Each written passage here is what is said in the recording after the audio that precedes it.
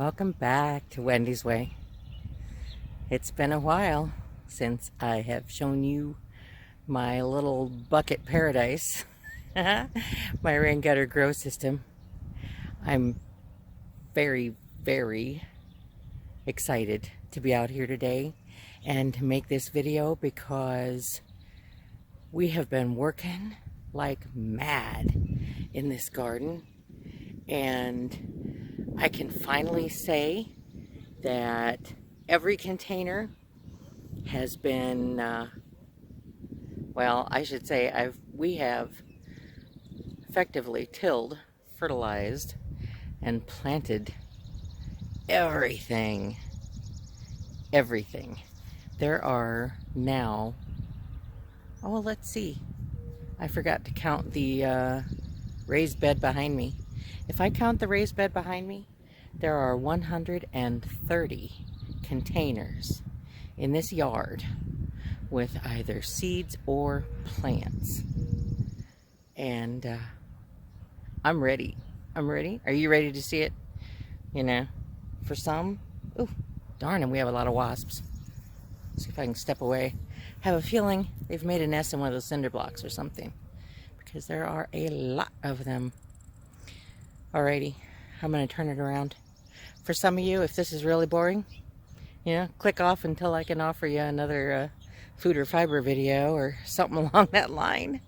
But for those of you who are interested in the garden, I'm going to give you an update on the rain gutter grow system and everything that we have growing out here.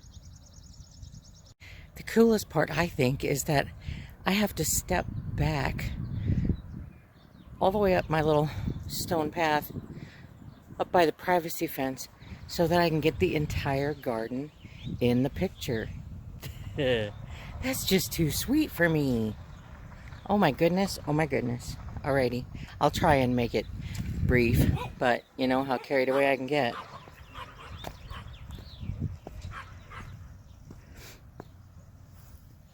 I couldn't have done this without the help of the loving young people in my life. All right, first row. I have a stick up there, and I know these plants are tiny. I took them right out of the plug tray, basically, and put them in the dirt, just because we're going to have some amazing weather, and they're going to have a chance to harden off and grow out here, just like they would in a larger container on the deck. This first row, I tried to contain everything, peppers and tomatoes, one row of each. That is all. If I get some extra buckets in the near future, I can still shove another bucket in because I still have seedlings in the trays. But this first row is brown jalapeno. They look like chocolate jalapeno. I'm sure they don't taste that way, or that's what they would have called them. You know, the leaves are a little turned. I watered them in lightly yesterday and filled the gutter. I think I'll probably give them, I don't know. I'll probably give them a little light watering from the top yet too. Just because they've only been out here about 24 hours. All right, second row are, now this is going to be exciting. I didn't even know until I went to order my plants this year that paprika is a pepper. Did you know that? Paprika is a large, kind of skinny looking, well, kind of like a poblano, you know, long, kind of wide, but not real fat red pepper plant or red pepper fruit. And so the second row here are paprika peppers, and they're looking even better than, oh, sorry, tried to sift out all the green from the buckets, and I am so happy to say that these fabric bags in laundry baskets are the same fabric bags from last year. they did not wear out. They did not lose their strength, the fiber. I think it's because they're in the laundry basket, and the bottom, they did have, you know, a thin piece of plastic to support the bottom that we drilled the hole in for the filter cup. So these are the same fabric bags in laundry baskets from last year, which is just simply awesome. And though it doesn't look like it, they hold about the same amount of soil as a 5-gallon bucket. But the roots, once they go down in, will be able to breathe rather than running into plastic if they go to the outside. All right, so we've had brown jalapeno, we've had paprika. Now we get to the tomatoes in this row. And yeah, I have a really bad memory. I guess it doesn't matter. I'm thinking these are the atomic grape. Whoopsie. Sorry. My, sure it is. My tripod doesn't need to be that extended when I'm walking between trellises. All right.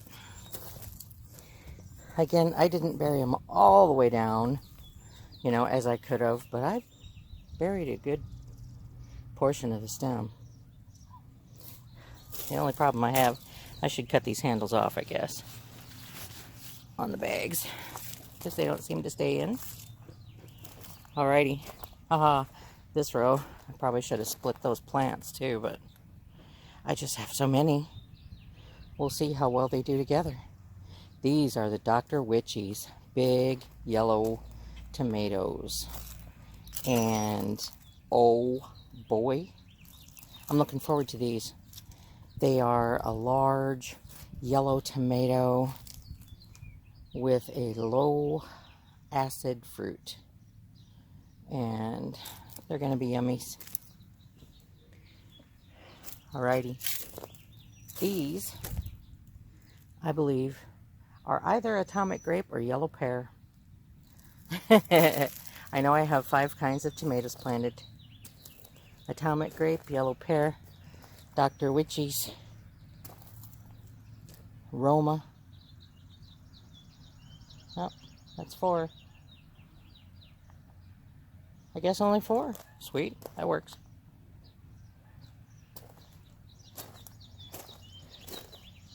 Yeah. So, technically, this one I added 1 container. So I have 6 containers on this row. And that's the one I added. You know, I don't want to buy any more buckets. But this I had in my hoop shed.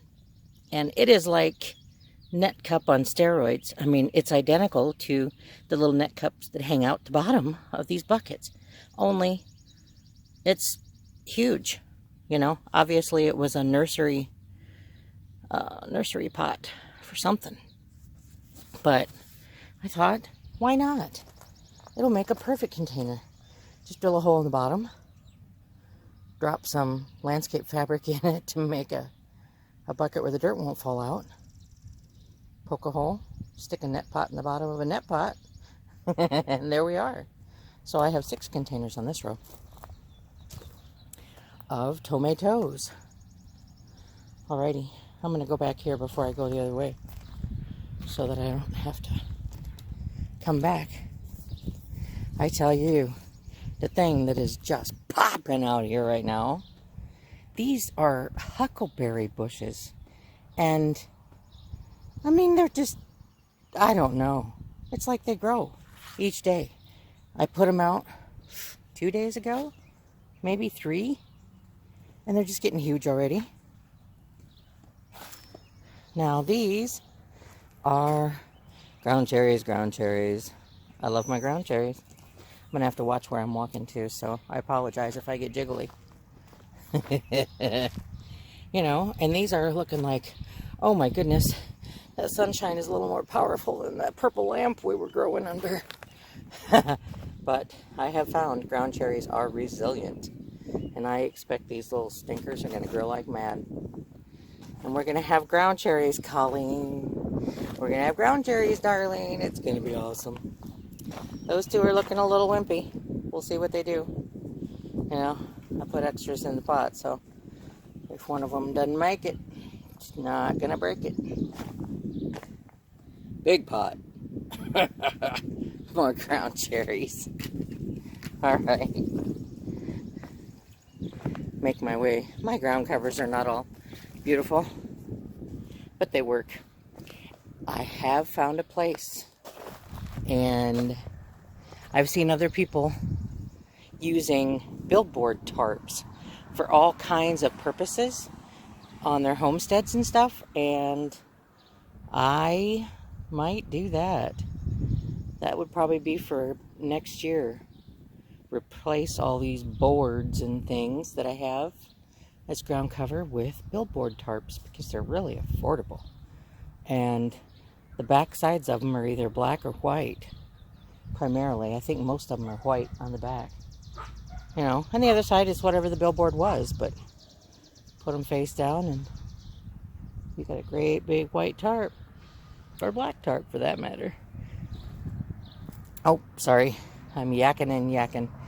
This row are Mexican sour gherkin cucumbers. These are the little babies that are supposed to look like a miniature watermelon.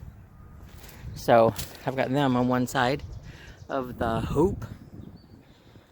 And on the other side of the hoop, I'm hoping it's going to be really shady under there this summer because I have 6 buckets of Tigger melons. Tigger's a wonderful thing.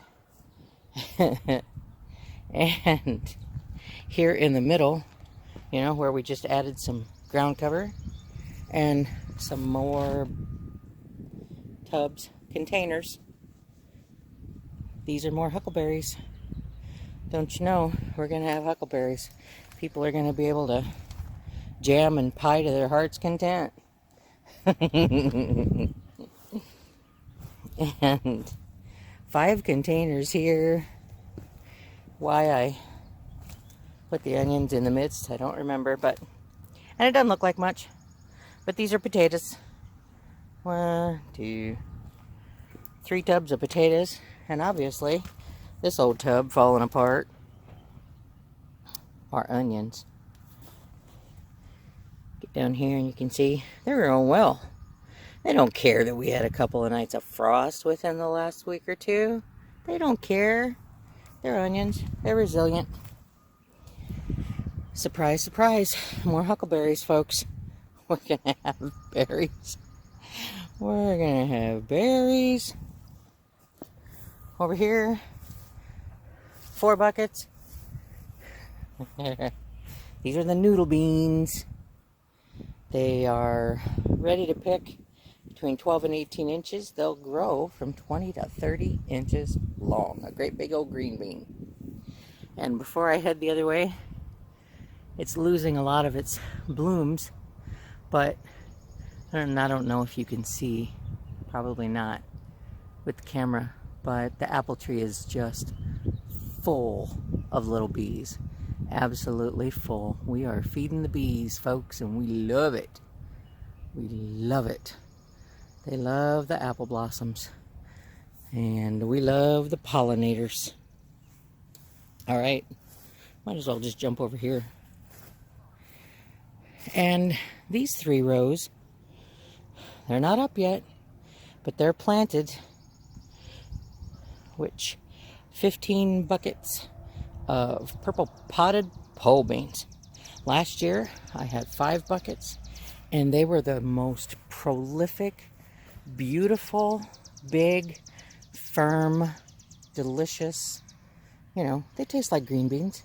And when you cook them, they turn green, which is kind of not fair because they're a really pretty deep purple color. But we're going to have 3 rows and 4 rows here.